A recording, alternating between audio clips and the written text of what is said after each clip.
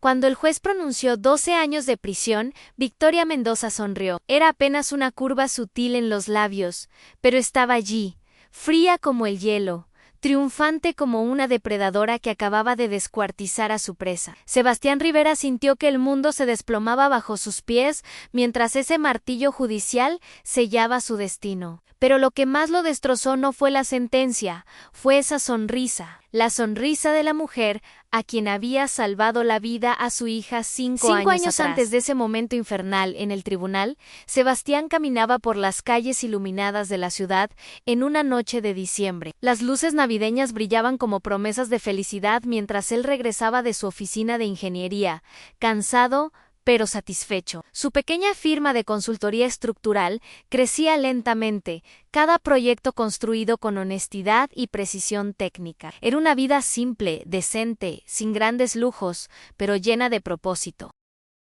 El sonido del impacto lo despertó de sus pensamientos como un latigazo. Un Ferrari rojo había chocado contra un poste de luz a menos de 50 metros de distancia. El motor humeaba, las llamas comenzaban a lamer el capó deformado, y desde el interior llegaban gritos desesperados de una voz femenina. Sebastián corrió sin pensar, porque esa era su naturaleza, porque ayudar a otros estaba grabado en su DNA como ingeniero.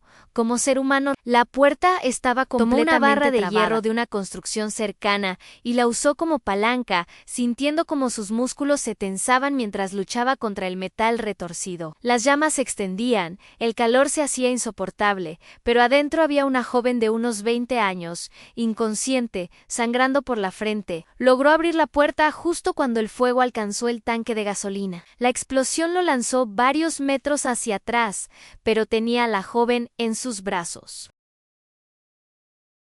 Su propio brazo izquierdo ardía literalmente. La piel se derretía bajo las llamas, pero ella estaba viva. En el hospital, mientras los médicos atendían sus quemaduras, Sebastián se enteró de que había salvado a Isabella Mendoza, hija única de Victoria Mendoza, una de las empresarias más poderosas del país. La madre llegó como una tormenta, elegante y fría, evaluando la situación con ojos calculadores antes de mostrar cualquier emoción por el estado de su hija. Victoria se acercó a Sebastián mientras una enfermera vendaba su brazo quemado. Le agradeció con palabras medidas, profesionales, como si estuviera cerrando una transacción. Sus ojos no mostraban lágrimas, sino algo mucho más perturbador, en una mezcla de gratitud y resentimiento. Como si le molestara de ver algo a un extraño. Si alguna vez necesita algo, señor Rivera, no dude en contactarme, le dijo entregándole una tarjeta dorada con su nombre grabado. Sebastián nunca imaginó que 5 años después, esa misma mujer orquestaría su destrucción total con la precisión de una operación militar. Los años que siguieron al rescate fueron tranquilos pero prósperos. Isabella se recuperó completamente y mantuvo contacto ocasional con Sebastián, enviándole mensajes en fechas especiales o fotos de sus viajes. Era una relación cordial, sin mayor profundidad, pero genuina en su gratitud. Victoria permanecía en la sombra. El momento que cambiaría todo, evaluando, llegó cuando Sebastián decidió participar en la licitación más importante de su carrera, un proyecto gubernamental para construir 500 viviendas sociales para familias desplazadas. Era exactamente el tipo de desafío que había soñado toda su vida. La oportunidad de usar su innovación técnica para impactar positivamente miles de vidas. Durante meses, Sebastián trabajó obsesivamente en su propuesta. Había desarrollado métodos de construcción revolucionarios que combinaban nuevos materiales con técnicas de ensamblaje que podrían reducir costos en 30%, mientras aumentaban la durabilidad estructural. Su oficina se convirtió en un laboratorio donde probaba cada detalle, calculaba cada variable, perfeccionaba cada aspecto de su diseño. Fue durante esas semanas de trabajo intenso cuando Miranda entró en su vida como una brisa fresca en medio del caos llenos de números y planos. Miranda trabajaba en el departamento legal de una de las constructoras más grandes de la ciudad, precisamente una empresa del conglomerado de Victoria Mendoza. Era inteligente, hermosa, con una sonrisa que iluminaba cualquier habitación y una pasión aparente por la arquitectura, sostenible, que coincidía perfectamente con los intereses de Sebastián. Su primer encuentro ocurrió en una conferencia sobre innovación en construcción.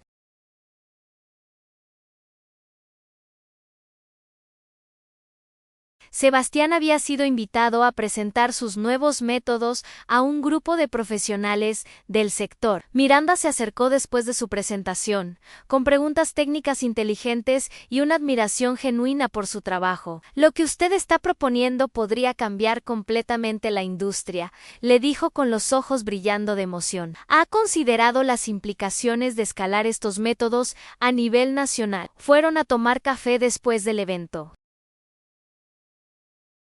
Miranda escuchaba con atención fascinada mientras Sebastián explicaba sus teorías sobre construcción eficiente y socialmente responsable. Ella compartía anécdotas sobre casos legales relacionados con vivienda social, mostrando un conocimiento profundo y una preocupación genuina por las familias de bajos recursos. Esa noche, Sebastián regresó a su apartamento con una sensación que no había experimentado en años. No era solo atracción física, era conexión intelectual y emocional con alguien que parecía entender y valorar su trabajo. Lo que Sebastián no sabía era que en una oficina ejecutiva del centro de la ciudad, Victoria Mendoza revisaba un reporte detallado sobre su encuentro con Miranda. ¿Qué opinas de él?, preguntó Victoria a su asistente personal, una mujer eficiente que manejaba los aspectos más delicados de sus operaciones empresariales. Brillante, obsesivo, completamente enfocado en su trabajo, vulnerable a manipulación emocional si se usa el enfoque correcto en Victoria. Sonrió con esa misma frialdad que mostraría años después en el tribunal en Perfecto. Procede con la fase 2. La fase 2 del plan de Victoria se desarrolló durante los siguientes 2 meses con la precisión de un mecanismo de relojería. Miranda comenzó a aparecer casualmente en los lugares que Sebastián frecuentaba. Primero en su cafetería favorita, después en el gimnasio donde entrenaba, luego en la librería técnica donde compraba manuales especializados. Cada encuentro parecía una coincidencia deliciosa. Miranda siempre tenía una razón lógica para estar allí. Siempre se mostraba genuinamente sorprendida de verlo. Siempre encontraba maneras de extender las conversaciones. El segundo encuentro fuerte ocurrió cuando Miranda lo invitó a cenar en su apartamento. Había cocinado comida italiana casera, y tenía una botella de vino que, según explicó, había sido un regalo de un cliente agradecido. La cena transcurrió entre conversaciones profundas sobre sus infancias, sus sueños, sus miedos más íntimos. Miranda le contó sobre su padre, un trabajador de construcción que había muerto en un accidente laboral causado por negligencia de seguridad. Por eso me metí en derecho corporativo, explicó con lágrimas auténticas en los ojos. Quiero asegurarme de que las empresas no puedan seguir matando trabajadores por ahorrar dinero. An Sebastián le habló sobre su obsesión con la perfección estructural, sobre cómo había perdido contratos en el pasado por negarse a comprometer la calidad técnica. Prefiero ganar menos dinero que dormir preocupado por si una familia va a morir porque usé materiales baratos, le confesó.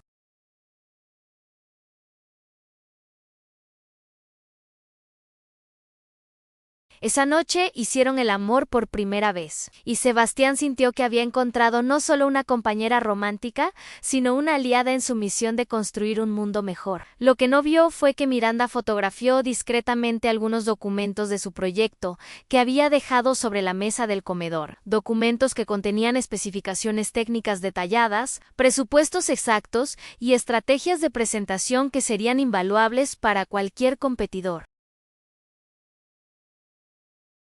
El tercer encuentro fuerte fue cuando Miranda lo acompañó a visitar el terreno donde se construirían las viviendas sociales. si ganaba la licitación. Era un lote enorme en las afueras de la ciudad, poblado por familias desplazadas que vivían en carpas y estructuras temporales mientras esperaban una solución permanente. Miranda interactuó con las familias con una calidez que parecía completamente genuina.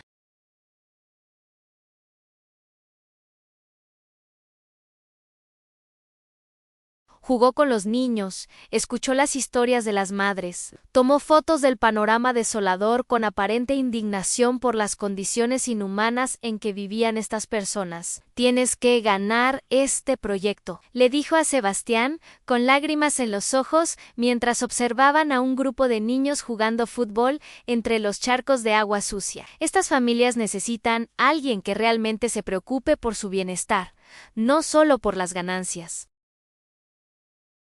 Sebastián la besó allí mismo, entre las carpas y la miseria, sintiendo que había encontrado a alguien que compartía su pasión por la justicia social. Pero Miranda había hecho mucho más que emocionarse con la situación de las familias.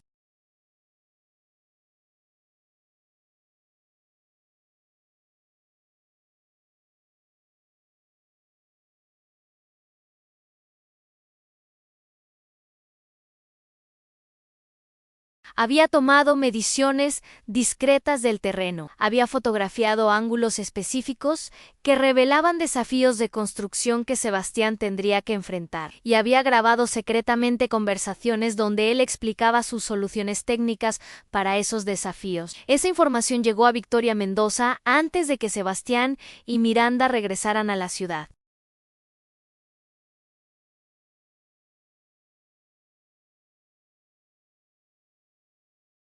En su oficina ejecutiva, Victoria analizaba los reportes de Miranda con la concentración de un general planeando una batalla decisiva. Los métodos de construcción que Sebastián había desarrollado no eran solo innovadores, eran revolucionarios. Si su proyecto resultaba exitoso, establecería nuevos estándares que harían obsoletas las técnicas tradicionales que las empresas constructoras usaban para maximizar ganancias.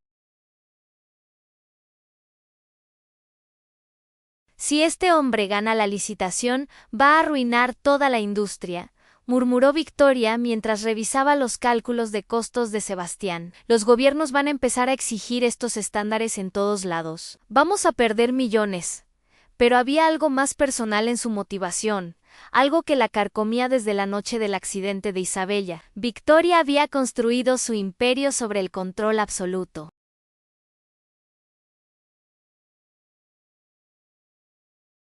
Controlaba a sus empleados, a sus competidores, a los funcionarios gubernamentales que le otorgaban contratos, incluso a su propia hija. El poder para ella no era solo dinero, era la capacidad de determinar el destino de otras personas.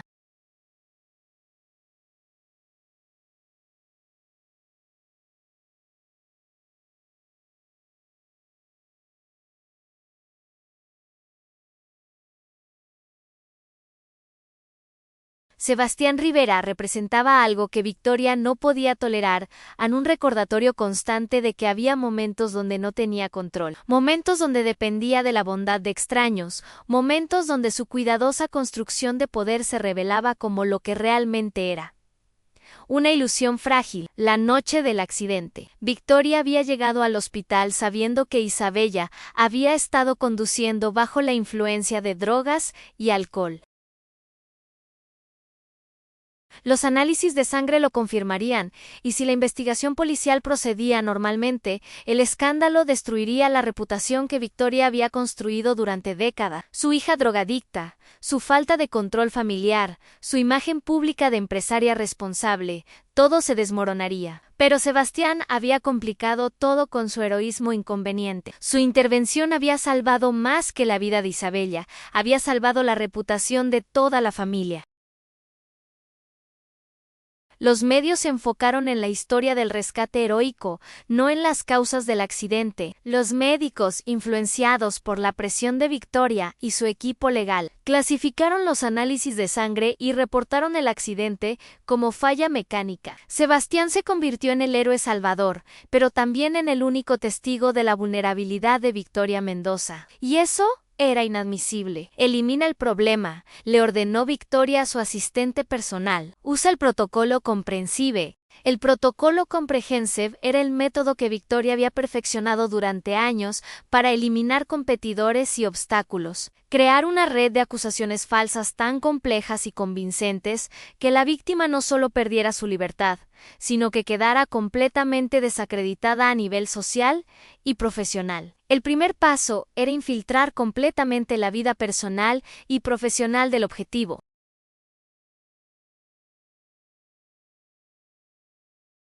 Miranda había cumplido esa función perfectamente, mapeando cada aspecto de la personalidad, las finanzas y las operaciones comerciales de Sebastián. El segundo paso era fabricar evidencia criminal usando la información recopilada durante la infiltración. Victoria contrató a los mejores expertos en falsificación digital, manipulación de documentos y síntesis de voz del mercado negro. No eran baratos, pero eran maestros en su trabajo.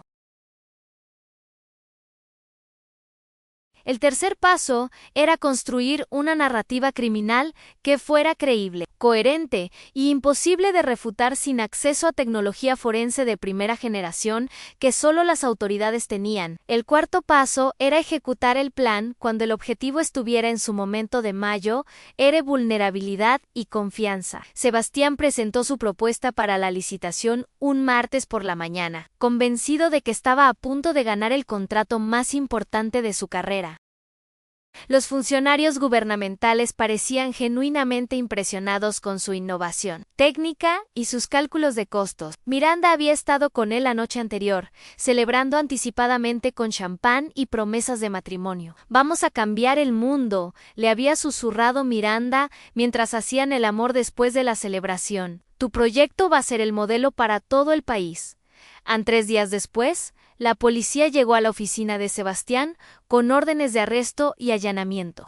Los cargos eran devastadores: fraude gubernamental, malversación de fondos públicos, soborno a funcionarios, falsificación de certificaciones técnicas y conspiración criminal, según la acusación formal. Sebastián había sobornado a múltiples funcionarios para obtener información privilegiada sobre la licitación. Había falsificado certificaciones sobre la calidad de los materiales que planeaba usar, y había creado una red de empresas fantasma para lavar dinero robado de proyectos anteriores. Las pruebas parecían irrefutables y absolutamente devastadoras. Había grabaciones de audio donde Sebastián supuestamente negociaba sobornos con funcionarios corruptos. Había transferencias bancarias desde su cuenta personal hacia cuentas vinculadas con esos funcionarios. Había documentos con su firma donde certificaba falsamente que materiales baratos cumplían con estándares de alta calidad.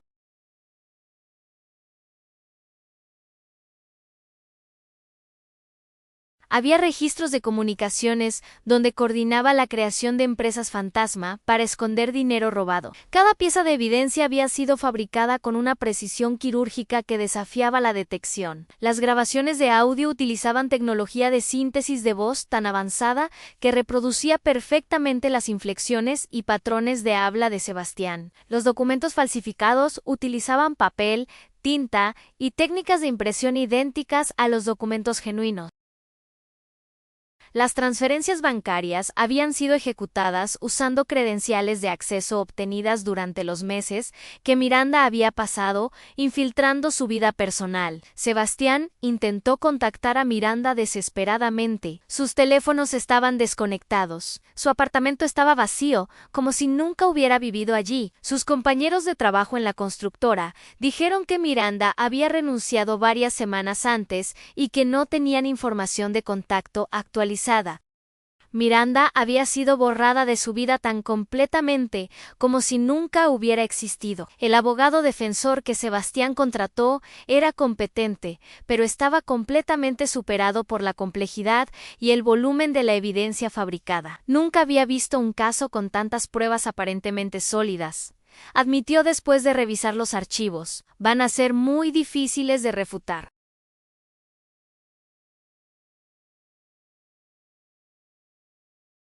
El juicio se convirtió en un circo mediático orquestado cuidadosamente por el equipo de relaciones públicas de Victoria Mendoza. Los periódicos presentaron a Sebastián como el símbolo perfecto de la corrupción en la industria de la construcción. El ingeniero que iba a estafar al gobierno con casas de cartón se convirtió en el titular más repetido en todos los medios.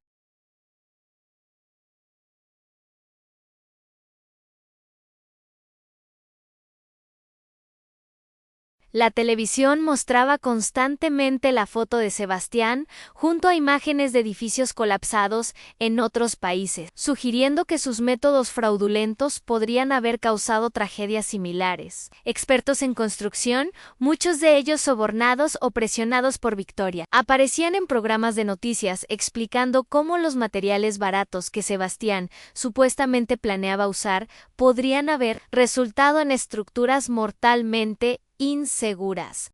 Victoria Mendoza aparecía ocasionalmente en las noticias, presentada como una empresaria ejemplar y ciudadana responsable que había ayudado a las autoridades a descubrir la red de corrupción de Sebastián. En una entrevista televisiva particularmente dañina, Victoria declaró con lágrimas aparentemente genuinas como madre: «Me duele pensar que este hombre, a quien una vez consideré un héroe por salvar a mi hija, estuviera planeando poner en riesgo las vidas de cientos de familias inocentes». Era una mentira perfecta, imposible de refutar sin pruebas, y entregada con la actuación de una profesional. Durante el juicio, Sebastián intentó explicar la verdadera historia de su relación con la familia Mendoza. Habló sobre el rescate de Isabela, sobre la gratitud inicial de Victoria, sobre cómo jamás había pedido nada a cambio de su heroísmo. Pensó que humanizar su situación podría generar dudas razonables sobre sus supuestas motivaciones criminales.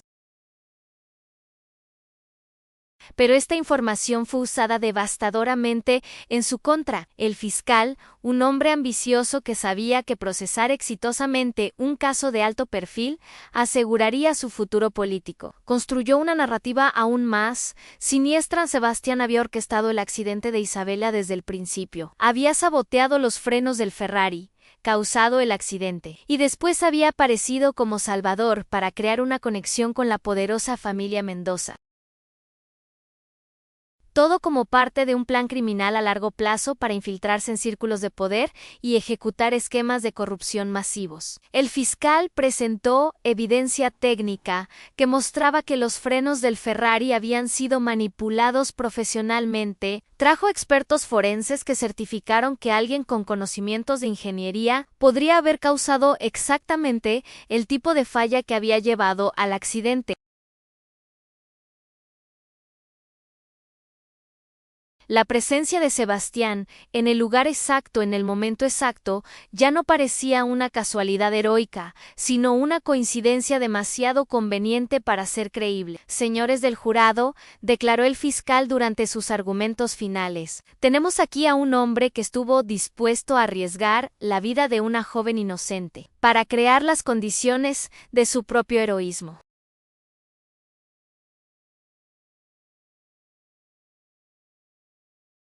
Un hombre que calculó fríamente que salvar dramáticamente a la hija de una empresaria poderosa le daría acceso a oportunidades criminales futuras. Un hombre que durante 5 años cultivó cuidadosamente esa relación hasta encontrar la oportunidad perfecta para ejecutar el fraude más ambicioso que este tribunal ha visto jamás. El momento más desgarrador del juicio llegó cuando Isabela Mendoza testificó en contra de Sebastián. Verla en el estrado de los testigos, elegante y fría como su madre, mirándolo con desprecio aparente mientras juraba decir la verdad, fue como recibir una puñalada en el corazón. Esta era la joven cuya vida había salvado arriesgando la suya propia, la persona por quien llevaba cicatrices permanentes en el brazo izquierdo. Isabela declaró que siempre había sospechado que Sebastián había causado su accidente.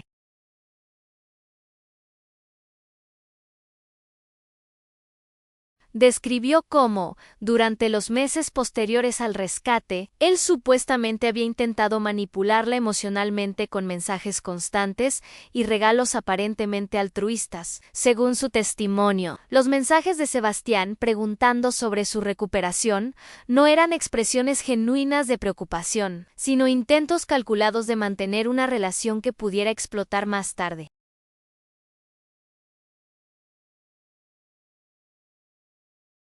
Me doy cuenta ahora de que nunca fue un héroe, declaró Isabella con la voz quebrada por una emoción que parecía completamente auténtica. Era un depredador que me usó como entrada a la vida de mi familia. Me siento violada, no solo físicamente por el accidente, sino emocionalmente por años de manipulación.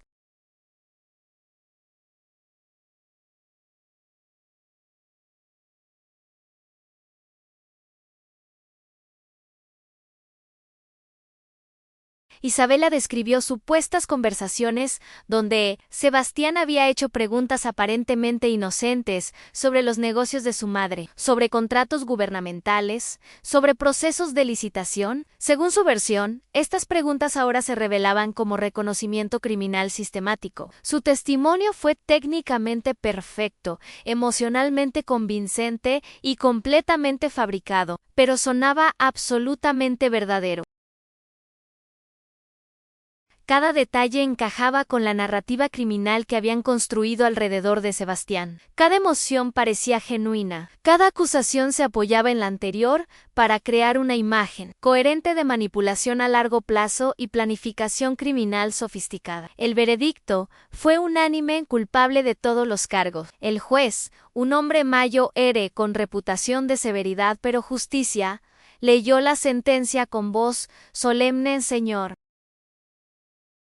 Rivera, este tribunal ha determinado que usted es culpable de algunos de los crímenes más despreciables que podemos imaginar. No solo robó dinero del gobierno, sino que traicionó la confianza de familias vulnerables que dependían de su integridad profesional. Su comportamiento representa una violación fundamental de la fe pública que hace posible el funcionamiento de nuestra sociedad.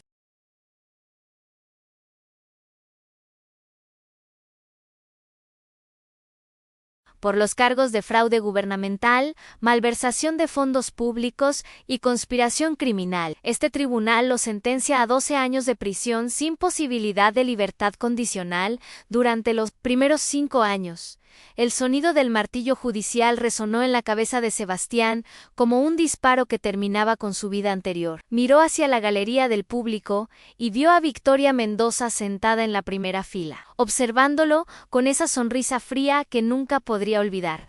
En ese momento comprendió completamente lo que había ocurrido. Había sido destruido sistemáticamente por una mujer que no podía tolerar que él fuera testigo de su vulnerabilidad. Pero lo que Victoria no sabía era que había creado a su peor enemigo posible. La prisión estatal de máxima seguridad donde enviaron a Sebastián era un mundo diferente, gobernado por reglas brutales que no tenían nada que ver con la justicia legal.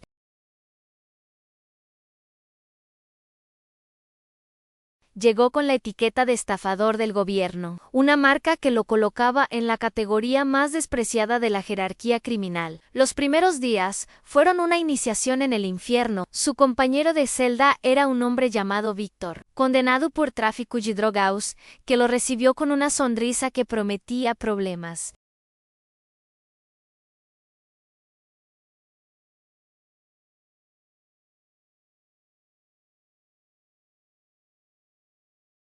Así que tú eres el ingeniero que iba a matar niños con casas de papel, dijo la primera noche, mientras Sebastián intentaba organizarse en el pequeño espacio que le habían asignado. Aquí no nos gustan los tipos que lastiman. Familias en la primera paliza llegó en la ducha communal durante su tercera mañana. 5 hombres lo rodearon mientras el agua caliente creaba una nube de vapor que ocultaba la violencia.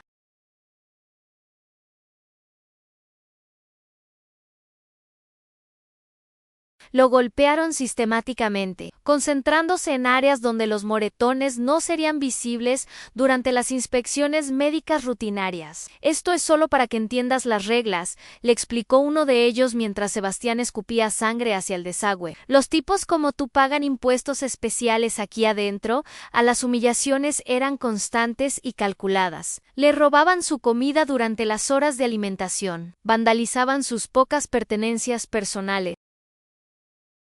Lo despertaban durante la noche con ruidos o amenazas susurradas. Su ropa desaparecía misteriosamente, forzándolo a usar uniforme sucio o mal ajustado, que lo hacía ver aún más vulnerable. Lo que más lo destrozaba no era la violencia física, sino el aislamiento social absoluto. En un ambiente donde la supervivencia dependía de alianzas y protección mutua, Sebastián era un paria completo.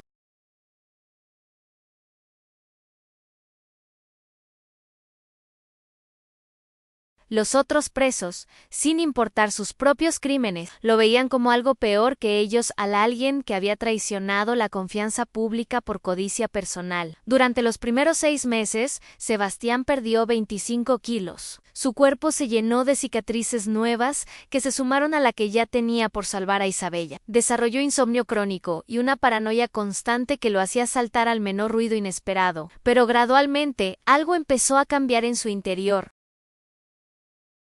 La desesperación inicial se transformó lentamente en una rabia fría y calculada. Comenzó a entender que su supervivencia no dependía de recuperar su inocencia perdida, sino de adaptarse a la realidad de su situación. Tenía que dejar de ser Sebastián Rivera, el ingeniero honesto y confiado, y convertirse en alguien más duro, más inteligente, más peligroso. El momento decisivo llegó durante una pelea en el patio de ejercicios. 3 hombres habían decidido que era momento de enseñarle una lección permanente que lo dejaría marcado para el resto de su condena. Sebastián ya no corrió ni intentó evitar la confrontación. Por primera vez desde su arresto, peleó. No ganó la pelea, pero tampoco la perdió completamente. Logró romperle la nariz a uno de sus atacantes y dejar a otro con una herida en el ojo que requirió atención médica.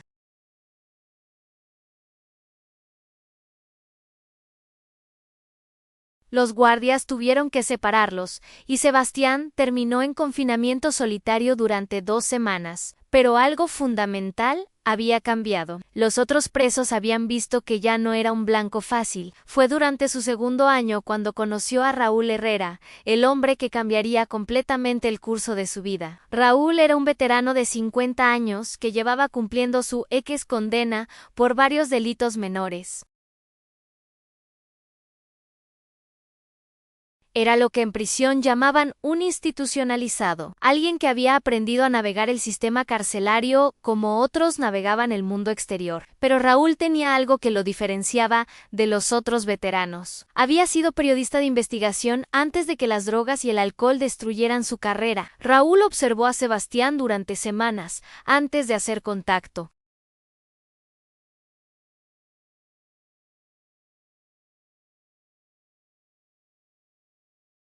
Lo vio adaptarse gradualmente a la vida carcelaria, desarrollar la dureza necesaria para sobrevivir, pero manteniendo algo que la mayoría de los presos perdían rápidamente: una inteligencia analítica que no había sido corrompida por el cinismo carcelario. El primer acercamiento de Raúl fue sutil. Comenzó sentándose cerca de Sebastián durante las comidas, no hablando directamente con él, pero estableciendo una presencia protectora que disuadía a otros presos de molestarlo. Después empezó a compartir información valiosa aunque guardias evitar que presos respetaban la fuerza, pero no buscaban problemas innecesarios. Cómo conseguir materiales básicos a través del mercado negro carcelario. La conversación real comenzó una noche cuando Sebastián estaba leyendo en su celda.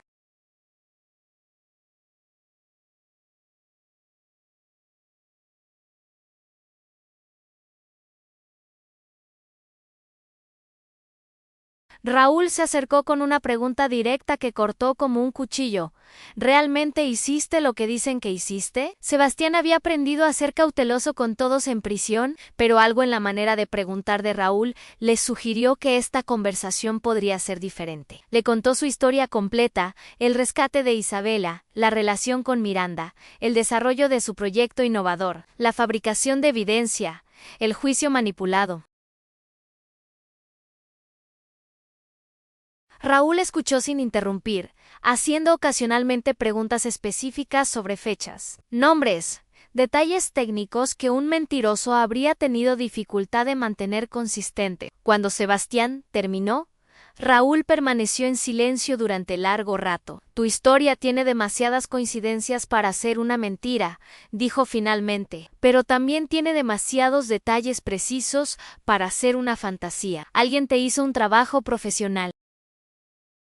Raúl se convirtió en mentor, protector y eventualmente en el investigador personal de Sebastián. Escucha bien, le dijo Raúl durante una de sus primeras sesiones de entrenamiento. En este lugar hay dos tipos de presos, a los que salen más tontos de cómo entraron, y los que salen más inteligentes. Los tontos se dedican a sobrevivir día a día, pensando solo en no ser lastimados. Los inteligentes usan este tiempo para prepararse para lo que van a hacer cuando salgan.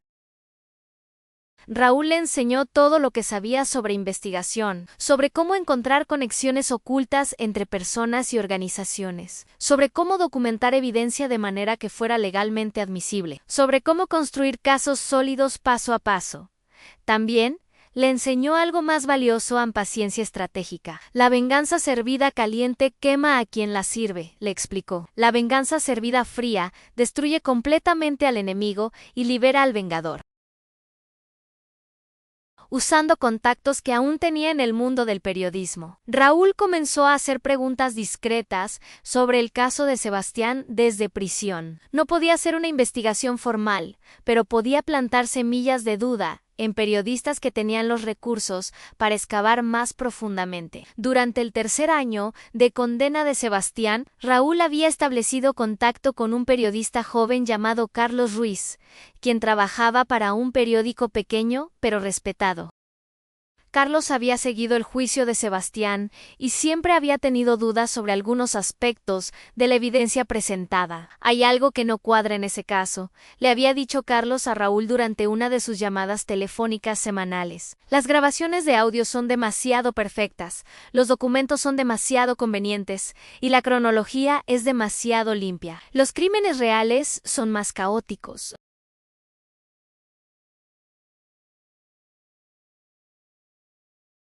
Con información que Raúl le proporcionaba gradualmente, Carlos comenzó su propia investigación, independiente del caso Rivera. La primera grieta en la fabricación de Victoria apareció cuando Carlos contrató a un experto independiente en análisis forense de audio. El doctor Miguel Santos era uno de los mejores especialistas en autenticidad de grabaciones del país.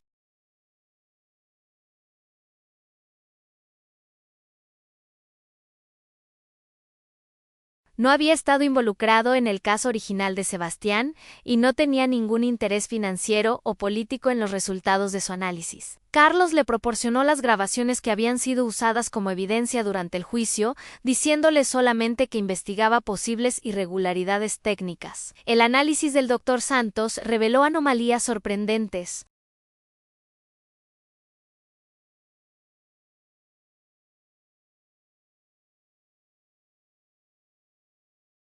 Estas grabaciones muestran signos claros de manipulación digital avanzada, reportó después de 2 semanas de análisis intensivo. Fragmentos de conversaciones auténticas han sido extraídos, reordenados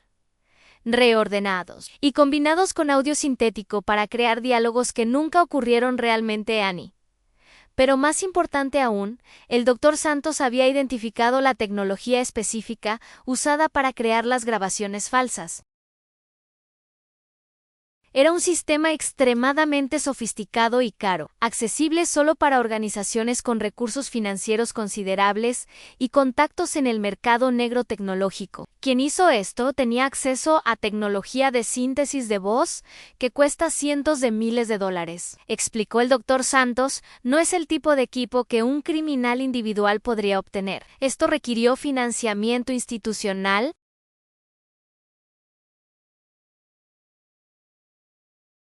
La segunda grieta apareció cuando Carlos investigó las transferencias bancarias que habían sido usadas como evidencia de sobornos. Un experto en análisis financiero forense revisó los patrones de las transferencias y descubrió inconsistencias reveladoras. Las transacciones seguían patrones demasiado regulares y predecibles para ser auténticas.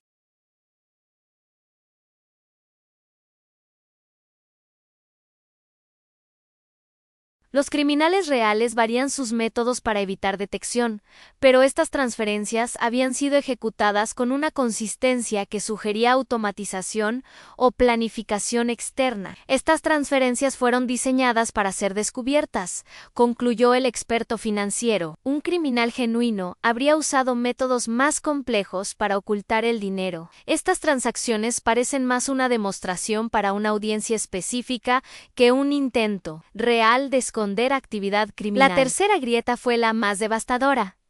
Carlos logró rastrear el origen de algunos de los documentos falsificados. Uno de los proveedores de materiales que supuestamente había certificado falsamente la calidad de productos para Sebastián no existía en las fechas indicadas en los documentos. La empresa había sido creada y disuelta específicamente para proporcionar documentación falsa durante el caso.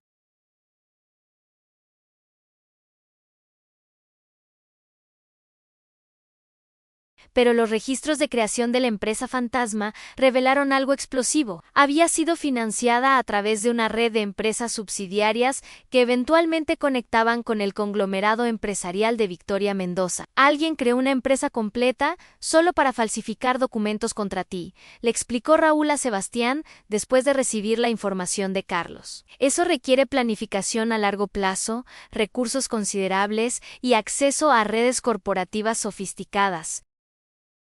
La cuarta grieta llegó cuando Carlos investigó la desaparición de Miranda. Los registros de empleo mostraban que Miranda nunca había trabajado realmente en el departamento legal de la constructora, donde supuestamente conoció a Sebastián. Había aparecido en los registros corporativos exactamente 2 semanas antes de conocer a Sebastián y había desaparecido de los mismos registros 2 días después del arresto.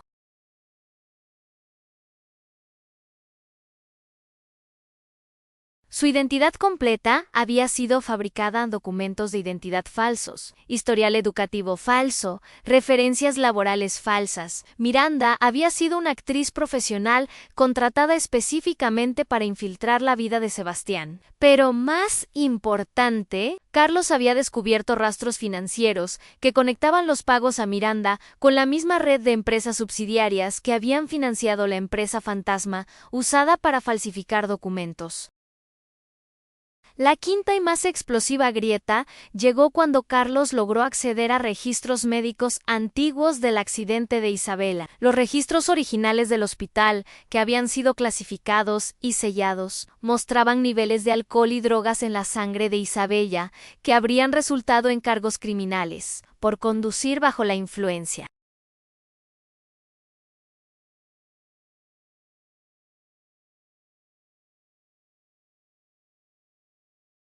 Pero estos registros habían sido posteriormente modificados, y los análisis de sangre habían sido reclasificados como parte de una investigación de seguridad nacional. La orden de reclasificación había sido firmada por un funcionario gubernamental que, según los registros que Carlos descubrió, había recibido contratos lucrativos de las empresas de Victoria Mendoza inmediatamente después del accidente.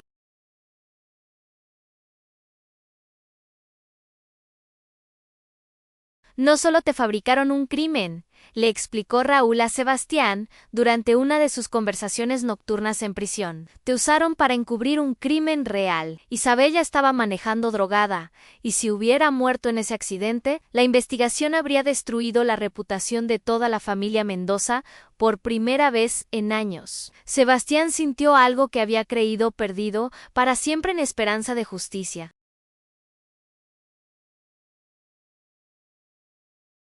Pero cuando Carlos le sugirió que podrían usar esta evidencia para apelar su condena, Sebastián le dijo que esperara. Había aprendido a pensar como Victoria Mendoza y entendía que una simple apelación no sería suficiente. Una apelación exitosa me daría mi libertad, le explicó a Raúl Ampero. Victoria seguiría siendo poderosa, seguiría teniendo recursos, seguiría siendo capaz de intentar destruirme nuevamente. Además, siempre quedarían dudas.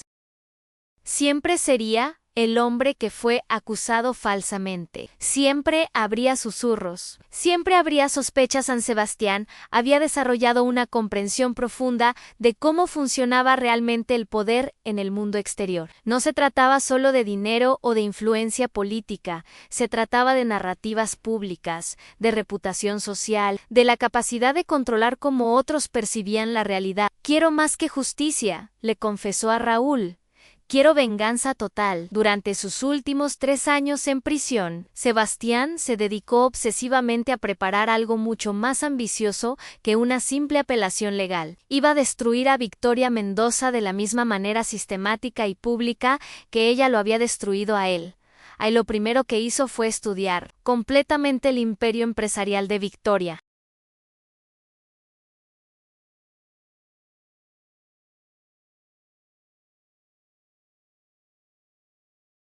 Con información que Carlos recopilaba desde el exterior y análisis que Raúl le ayudaba a procesar, Sebastián mapeó cada empresa subsidiaria, cada socio estratégico, cada punto de vulnerabilidad en la estructura corporativa de Victoria.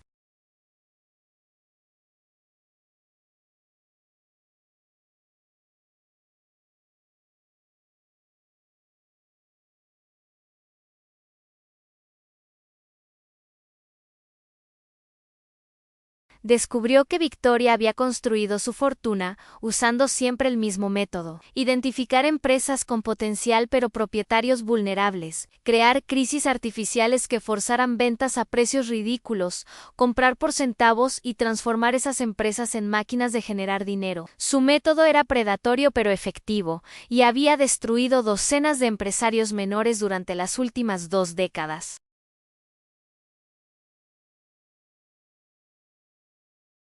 Es una depredadora sistemática, le explicó Sebastián a Raúl mientras revisaban los patrones de adquisición de Victoria. Nunca compite limpiamente. Siempre busca maneras de eliminar la competencia antes de que tenga oportunidad de desarrollarse. En Sebastián también estudió psicología criminal, manipulación mediática y construcción de narrativas públicas. Leyó vorazmente sobre casos históricos donde individuos habían logrado exponer y destruir organizaciones criminales poderosas.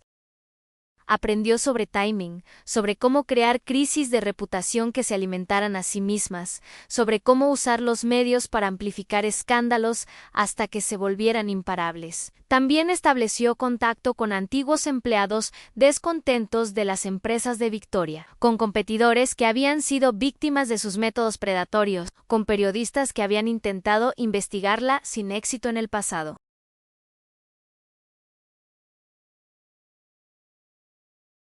Gradualmente construyó una red de personas que habían sido dañadas por Victoria y que estarían dispuestas a cooperar en una investigación más amplia si se presentara la oportunidad correcta. Paciencia, se repetía a sí mismo todas las noches antes de dormir. La venganza fría es la venganza perfecta, aun cuando Sebastián salió de prisión después de cumplir 7 años de su sentencia por buena conducta. Era una persona completamente diferente a la que había entrado.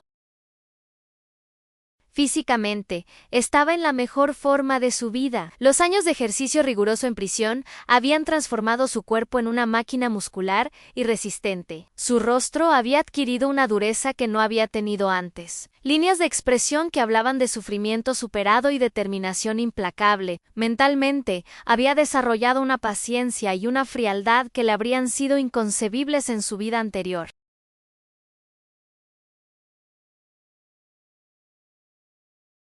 Ya no era el ingeniero confiado y optimista que creía en la bondad fundamental de la humanidad. Era alguien que entendía exactamente cómo funcionaba el poder real en el mundo y cómo usar ese conocimiento para destruir a sus enemigos. Técnicamente, había adquirido habilidades en campos que nunca había imaginado estudiar en investigación corporativa: análisis de medios, construcción de redes de información, manipulación de narrativas públicas. Pero lo más importante, tenía un plan detallado para la destrucción total de Victoria Mendoza. Su liberación pasó desapercibida para los medios de comunicación. Después de 7 años, ya no era noticia. El mundo había seguido girando, otros escándalos habían ocupado el espacio mediático, otros casos habían capturado la atención pública. Sebastián Rivera era historia antigua, un criminal olvidado que había pagado su deuda con la sociedad. Victoria Mendoza había seguido construyendo su imperio durante esos años. Su conglomerado empresarial controlaba ahora una porción aún mayor del mercado de construcción nacional. Isabella se había casado con un político prominente y vivía una vida de lujos y reconocimiento social. Ambas habían continuado sus vidas como si Sebastián Rivera nunca hubiera existido. Eso estaba a punto de cambiar de la manera más dramática posible. Lo primero que hizo Sebastián fue establecer una nueva identidad profesional. No podía volver a trabajar como ingeniero bajo su nombre real, pero había desarrollado experiencia en consultoría empresarial, análisis de riesgos e investigación corporativa. Creó una empresa de consultoría especializada en evaluación de vulnerabilidades reputacionales, bajo un nombre comercial que no podía ser conectado fácilmente con su identidad anterior. Su primer cliente fue una empresa competidora de Victoria, que había sido víctima de sus métodos predatorios años atrás. Le ofreció sus servicios para ayudarles a recuperar contratos que habían perdido, debido a las maniobras antiéticas de Victoria, pero en realidad estaba usando sus recursos e información para mapear completamente el imperio de Victoria Mendoza desde el interior de la industria. Durante 6 meses, Sebastián trabajó con la paciencia que Raúl le había enseñado. Identificó cada empresa subsidiaria, cada socio estratégico, cada funcionario gubernamental que había recibido sobornos, cada competidor que había sido destruido, cada empleado que había sido despedido injustamente. También identificó algo mucho más valioso: cada persona que había sido dañada por Victoria a lo largo de los años y que podría tener motivación para cooperar en su destrucción. Gradualmente, comenzó a contactar a estas personas. No como Sebastián Rivera, el ingeniero condenado por fraude, sino como un consultor anónimo que había descubierto información comprometedora sobre prácticas empresariales corruptas. Les ofrecía evidencia específica de las acciones ilegales que Victoria había cometido contra ellos. A cambio de su cooperación, en una investigación más amplia, la red se fue tejiendo lentamente, pero inexorablemente. Empresarios que habían perdido sus compañías debido a las maniobras de Victoria. Empleados que habían sido despedidos por negarse a participar en actividades ilegales, funcionarios gubernamentales menores que habían sido presionados para otorgar contratos fraudulentos, periodistas que habían intentado investigar a Victoria, pero habían sido silenciados a través de presión legal o financiera. Cada persona que Sebastián contactaba tenía una pieza del rompecabezas total de la corrupción de Victoria.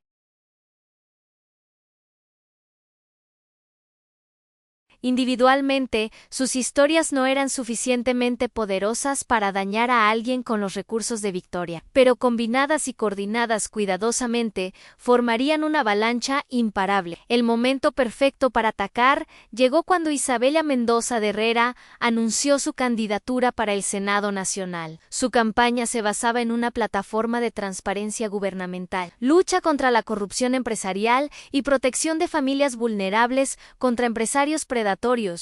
Los eslóganes de su campaña incluían frases como honestidad antes que ganancias y un futuro transparente para nuestros hijos. La ironía era deliciosa para Sebastiana, la mujer que había mentido bajo juramento para enviarlo a prisión. Ahora se presentaba como defensora de la honestidad pública. La mujer cuya madre había construido un imperio sobre la corrupción sistemática, ahora prometía luchar contra la corrupción empresarial. «Es perfecta», le dijo Sebastián a Carlos durante una de sus reuniones secretas. «No podríamos haber pedido un objetivo mejor. Mientras más alta su visibilidad pública, más devastadora será su caída». Carlos había continuado investigando el caso de Sebastián durante todos estos años, acumulando evidencia adicional y esperando el momento correcto para publicar sus descubrimientos.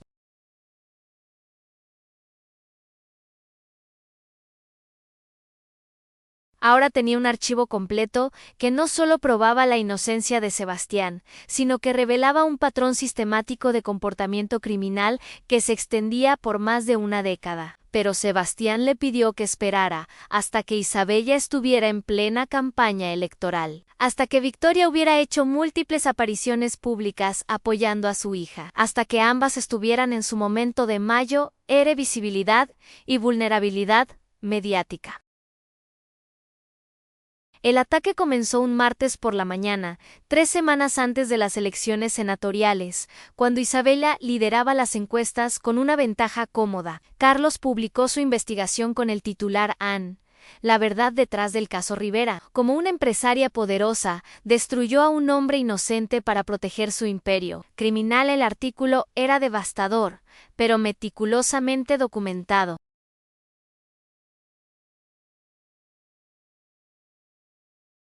Incluía las opiniones de expertos forenses sobre la fabricación de las grabaciones de audio, análisis financiero que probaba la artificialidad de las transferencias bancarias, documentación sobre la creación de empresas fantasma para generar evidencia falsa, y registros que revelaban la verdadera identidad de Miranda como una actriz contratada para infiltrar la vida de Sebastián. Pero eso era solo el primer disparo en una guerra mediática cuidadosamente orquestada. A lo largo de esa semana, otros medios de comunicación comenzaron a publicar sus propias investigaciones sobre Victoria Mendoza, periodistas que habían estado investigándola durante años, pero nunca habían tenido suficiente evidencia. Ahora tenían acceso a documentación irrefutable proporcionada anónimamente por la red que Sebastián había construido.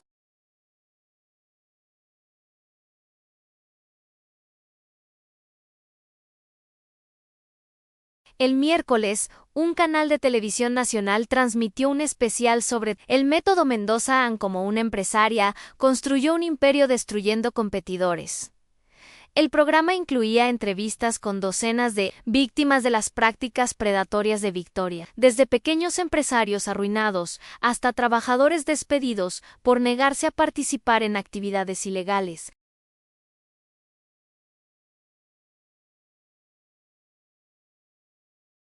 El jueves, un periódico económico publicó un análisis detallado de las adquisiciones empresariales de Victoria, demostrando un patrón sistemático de crear crisis artificiales para forzar ventas a precios ridículos. El artículo incluía documentos internos filtrados que mostraban cómo Victoria había planificado deliberadamente la destrucción de competidores específicos.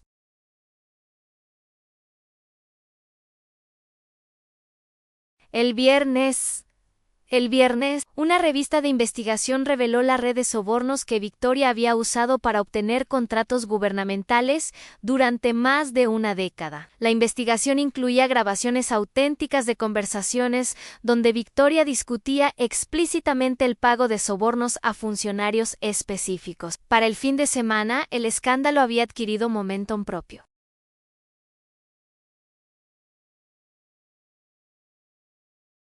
Cada nueva revelación alimentaba la siguiente, cada medio trataba de superar las exposiciones de sus competidores, cada día traía nuevos testimonios de víctimas que finalmente encontraban el valor para hablar públicamente. Isabella intentó controlar el daño con una serie de declaraciones públicas donde negaba cualquier conocimiento de las actividades criminales de su madre y reafirmaba su compromiso con la transparencia gubernamental. Pero Sebastián había anticipado exactamente esta respuesta. El lunes por la mañana, cuando Isabella apareció en una entrevista televisiva en vivo para defender su candidatura y distanciarse de su madre, Carlos liberó la bomba más devastadora de toda la campaña. Durante la entrevista, Isabella declaró enfáticamente: mi madre puede tener sus métodos empresariales agresivos, pero yo mantengo mi posición sobre el caso Rivera. Ese hombre causó el accidente que casi me mata, y su condena fue justa basada en evidencia sólida. Esa misma tarde, se filtró el video completo de seguridad del hospital de la noche del accidente de Isabella. El video mostraba claramente a Victoria llegando al hospital, no como una madre desesperada, sino como una mujer fría y calculadora que tomaba control de la situación inmediatamente.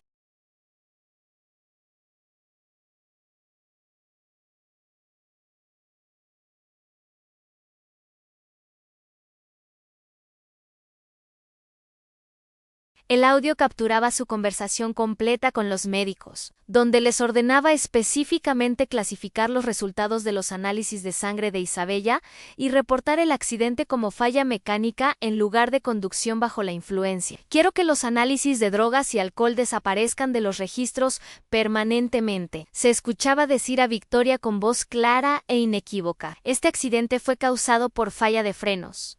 Punto. Cualquier otra versión pondrá en peligro no solo a mi hija, sino también a sus carreras profesionales, pero lo más devastador fue cuando el video mostró la llegada de Sebastián al hospital, cubierto de quemaduras y preocupado genuinamente por el estado de Isabella, mientras Victoria lo observaba con una expresión que claramente indicaba que ya estaba calculando cómo usar la situación a su favor.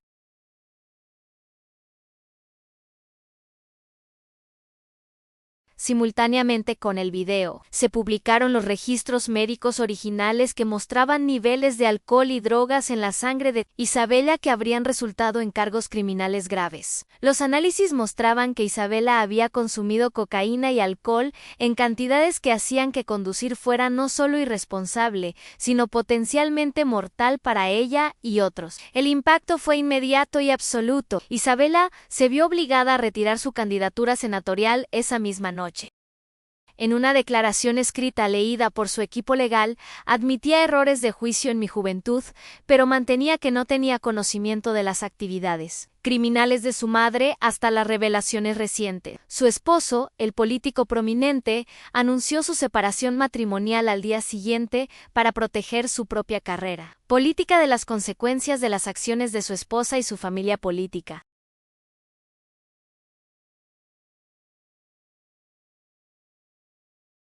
Los medios revelaron que ya había iniciado procedimientos de divorcio y buscaba custodia completa de sus hijos para protegerlos de la influencia de una familia criminal. Victoria intentó controlar el daño con una serie de declaraciones públicas donde negaba las acusaciones y prometía luchar vigorosamente contra esta campaña de difamación organizada por criminales y competidores envidiosos.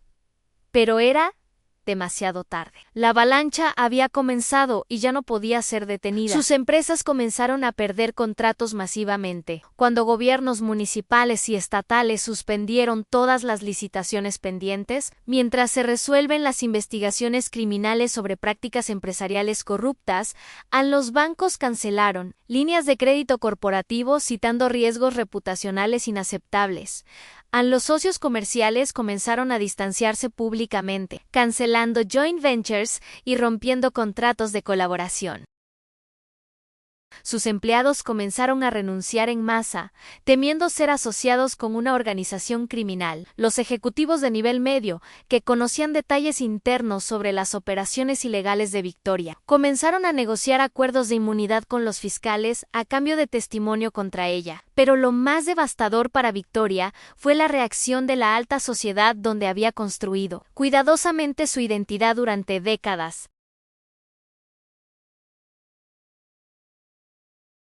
Los clubes exclusivos suspendieron su membresía mientras se resuelven las investigaciones criminales a las organizaciones benéficas, rechazaron sus donaciones y removieron su nombre de placas conmemorativas y salones de benefactores. Las familias poderosas, que antes la cortejaban para alianzas matrimoniales y comerciales, comenzaron a evitarla como si fuera radioactiva.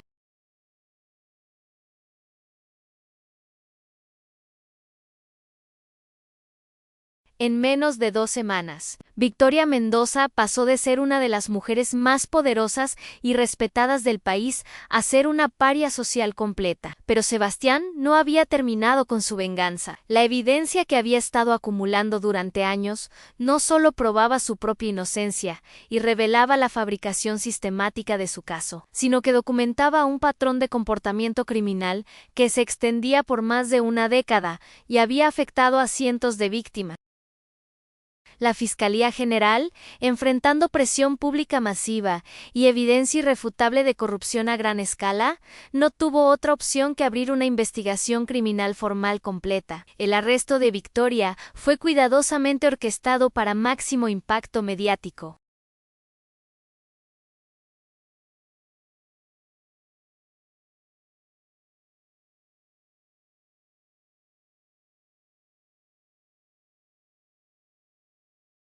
Sebastián había proporcionado información anónima a varios canales de televisión sobre el timing exacto del arresto, asegurándose de que las cámaras estuvieran en posición para capturar cada momento de la humillación pública de Victoria. Un jueves por la mañana, mientras Victoria intentaba mantener una apariencia de normalidad, llegando a su oficina ejecutiva, más de 50 agentes federales rodearon el edificio.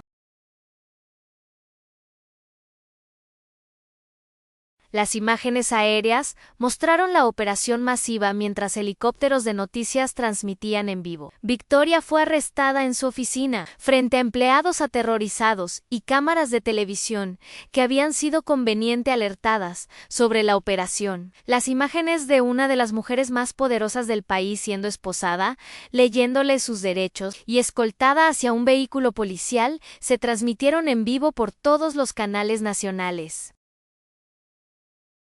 Los cargos eran extensos y devastadores en fraude empresarial, a gran escala, malversación de fondos, soborno sistemático de funcionarios gubernamentales, falsificación de evidencia, conspiración criminal, lavado de dinero, extorsión y obstrucción a la justicia.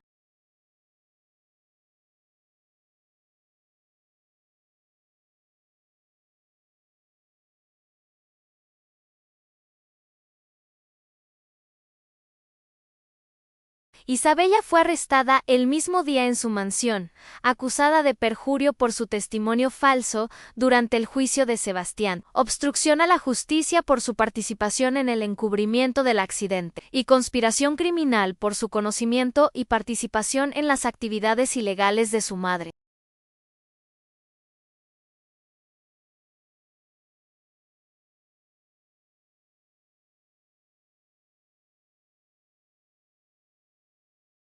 Miranda, la mujer que había fingido amar a Sebastián mientras recopilaba información para destruirlo, fue arrestada en el aeropuerto internacional intentando huir del país con documentos falsos. Aparentemente había estado viviendo bajo una identidad fabricada en el extranjero, pero había regresado al país creyendo que el escándalo no la afectaría directamente. Estaba completamente equivocada.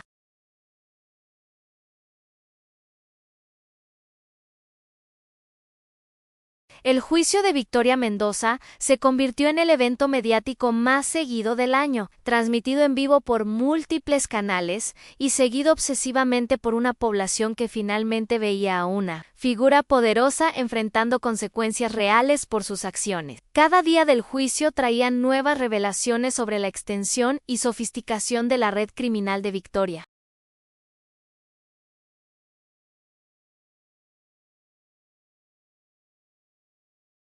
Testigos que habían estado silenciados por miedo o dinero durante años, finalmente encontraron el valor para contar sus historias públicamente. Documentos que habían sido escondidos, destruidos o clasificados fueron recuperados por investigadores forenses digitales y presentados como evidencia. La evidencia era tan extensa que el juicio duró 6 meses completos.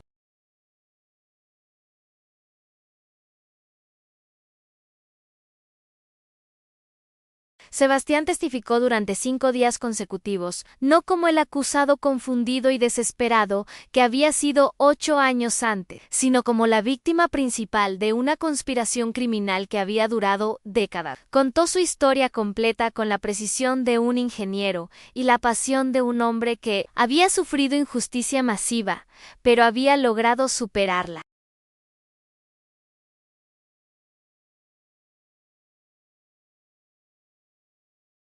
Cuando el fiscal le preguntó por qué no había simplemente buscado limpiar su nombre a través de canales legales normales, después de descubrir la evidencia de su inocencia, la respuesta de Sebastián fue clara y devastadora. Victoria Mendoza no había destruido solamente mi libertad o mi reputación profesional, había destruido mi fe fundamental en que el sistema de justicia funcionara para personas como yo.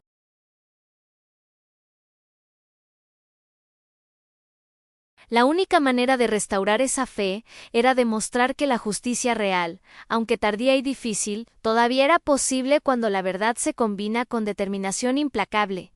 El momento más dramático del juicio llegó cuando Victoria finalmente testificó en su propia defensa. Su equipo legal había intentado desesperadamente evitar que testificara, sabiendo que sería devastada durante el interrogatorio cruzado. Pero Victoria, con la arrogancia que había caracterizado toda su carrera, insistió en que podía manejar cualquier pregunta y convencer al jurado de su inocencia. Fue un desastre completo. Bajo interrogatorio, Victoria intentó mantener la imagen de empresaria respetable que había sido víctima de una campaña de difamación organizada por competidores envidiosos.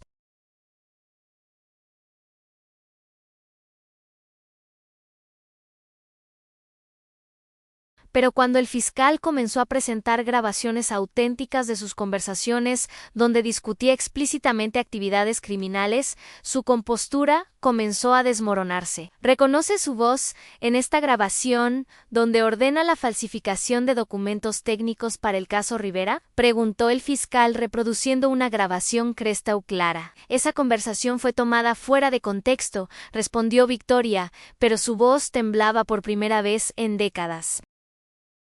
Y reconoce su voz en esta grabación, donde instruye a Miranda sobre cómo manipular emocionalmente al señor Rivera para obtener información sobre su proyecto. No recuerdo esa conversación específica, y reconoce su voz en esta grabación donde celebra la condena del señor Rivera y describe su plan como la eliminación perfecta de un problema inconveniente. Victoria no pudo responder. Por primera vez en su vida adulta, estaba completamente sin palabras, sin control, sin poder. El veredicto fue unánime en todos los cargos an culpable. Victoria fue sentenciada a 25 años de prisión federal sin posibilidad de libertad condicional durante los primeros 15 años. El juez, durante la lectura de la sentencia, describió sus crímenes como una traición fundamental a los principios que hacen posible el funcionamiento de una sociedad civilizada. Ana Isabela recibió 8 años de prisión por perjurio y obstrucción a la justicia. Miranda fue sentenciada a 12 años por su papel en múltiples esquemas de fraude y conspiración criminal, pero las condenas criminales fueron solo una parte del castigo total que Sebastián había orquestado. El imperio empresarial de Victoria colapsó completamente durante los meses siguientes al juicio. Sus empresas fueron liquidadas por orden judicial para pagar indemnizaciones masivas a las víctimas de sus prácticas criminales. Su fortuna personal, construida a través de décadas de actividades ilegales, fue confiscada casi en su totalidad por el gobierno. Su mansión, valorada en millones de dólares, fue vendida en subasta pública. Sus colecciones de arte, sus joyas, sus propiedades de vacaciones, todo fue liquidado para compensar a las personas que había destruido durante su carrera criminal. Isabella perdió no solo su libertad, sino también su identidad social completa. Su divorcio se convirtió en un escándalo adicional cuando se revelaron detalles sobre su estilo de vida financiado por dinero robado. Su exesposo obtuvo custodia completa de sus hijos y una orden judicial que le prohibía contactarlos hasta completar su sentencia carcelaria. Su nombre, que una vez había sido sinónimo de elegancia y prestigio social, se convirtió permanentemente en sinónimo de engaño, corrupción y traición a la confianza pública. Miranda desapareció en el sistema penitenciario como una criminal más, sin el glamour, la protección o los recursos que había tenido cuando trabajaba para Victoria. Sebastián, mientras tanto, comenzó el proceso de reconstruir completamente su vida sobre fundamentos mucho más sólidos que los que había tenido antes de su destrucción. La primera cosa que hizo después del juicio fue visitar la tumba de Raúl Herrera en el cementerio municipal donde estaba enterrado. Su mentor y salvador había muerto de cáncer durante su última condena, pero había vivido lo suficiente para ver que su investigación había llevado a la exposición de una de las redes criminales más sofisticadas del país. En la lápida simple de Raúl, Sebastián dejó una copia enmarcada del periódico con el titular sobre la condena de Victoria, junto con una nota que decía: Anne, la venganza fría fue perfecta. Gracias por enseñarme paciencia. Después, comenzó el proceso legal para recuperar oficialmente su licencia profesional como ingeniero. El colegio profesional no solo restauró su licencia inmediatamente, sino que le otorgó un reconocimiento público especial por su perseverancia extraordinaria ante la injusticia y su contribución invaluable al fortalecimiento de los estándares éticos en la profesión. Las ofertas de trabajo llegaron de todas partes del país y del extranjero. Empresas constructoras prestigiosas querían asociarse con él, no solo por sus habilidades técnicas comprobadas, sino por el prestigio que ahora tenía como el hombre que había expuesto y destruido la corrupción sistemática en la industria. Gobiernos nacionales e internacionales lo contactaron para liderar proyectos de vivienda social, específicamente porque querían la credibilidad y transparencia que su nombre ahora representaba globalmente. Pero lo más satisfactorio personal y profesionalmente fue ver que sus innovaciones técnicas, las mismas que habían motivado a Victoria a destruirlo años atrás, finalmente fueron implementadas a escala nacional e internacional. El proyecto habitacional que había propuesto 8 años antes se convirtió en el estándar oficial para construcción de vivienda social en el país.